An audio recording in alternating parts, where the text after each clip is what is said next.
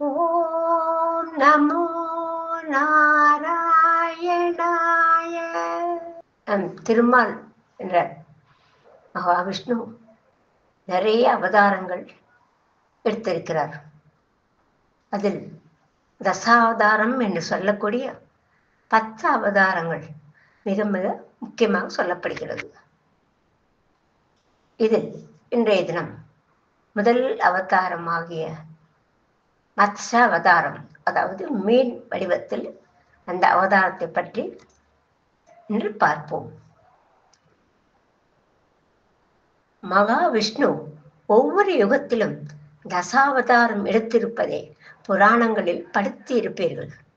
இந்த ஊரில் வேதவல்லி சமேத வேத நாராயண சாமி அருள்பாலித்து வருகிறார்.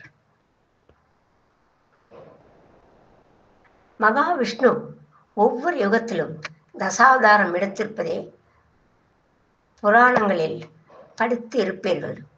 ஒவ்வொரு அவதாரத்தின் பின்னணியிலும் ஒரு வரலாற்று நிகழ்வு அடங்கி இருக்கும்.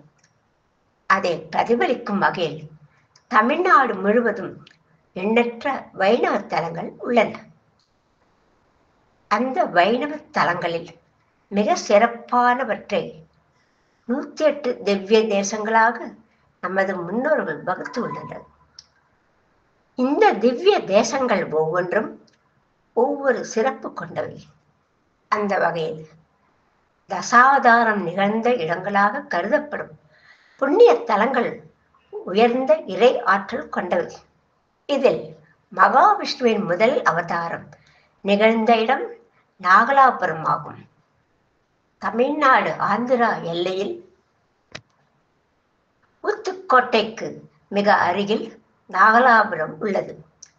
இந்த ஊரில் வேதவல்லி சமேத வேத நாராயண சுவாமி அருள்பாலித்து வருகிறார். இந்த தலத்தில்தான் தசாவதாரத்தின் முதல் அவதாரமான மத்ஸ்ய அவதாரம் நிகழ்ந்ததாக கருதப்படுகிறது. பெருமாள் மீன் வடிவம் எடுத்து கடலுக்குள் சென்று வேதங்களை மீட்டு வந்ததன் பின்னணியில் இந்த அவதார கதை அமைந்துள்ளது. ஆனால் நாகலாபுரம் பகுதியில் கடல் எதுவும் கிடையாது. அங்கிருந்து பழவேற்காடு சுமார் 30 கிலோமீட்டர் தொலைவில் அமைந்துள்ளது. எனவே இந்த அவதாரம் நிகழ்ந்த போது நாகலாபுரம் பகுதி கடலாக இருந்திருக்கலாம் என்றும், நாளடைவில் கடல் பெண் வாங்கியதால் ஊர்கள் தோன்றி இருக்கலாம் என்றும் ஆய்வாளர்கள் கருதுகிறார்கள். நாகலாபுரத்தில் அமைந்துள்ள வேத நாராயண சுவாமி ஆலயம் முதல் அவதாரம் நிகழ்ந்த தலம் மட்டுமின்றி மேலும் பல்வேறு சிறப்புகளை கொண்டது. ஆகம அடிப்படையில் இந்த ஆலயம் கட்டப்பட்டுள்ளது. இதன் காரணமாக ஆலய அமைப்பு பக்தர்களுக்கு புதிய தகவல்களை சொல்லும் வகையில் அமைந்துள்ளது.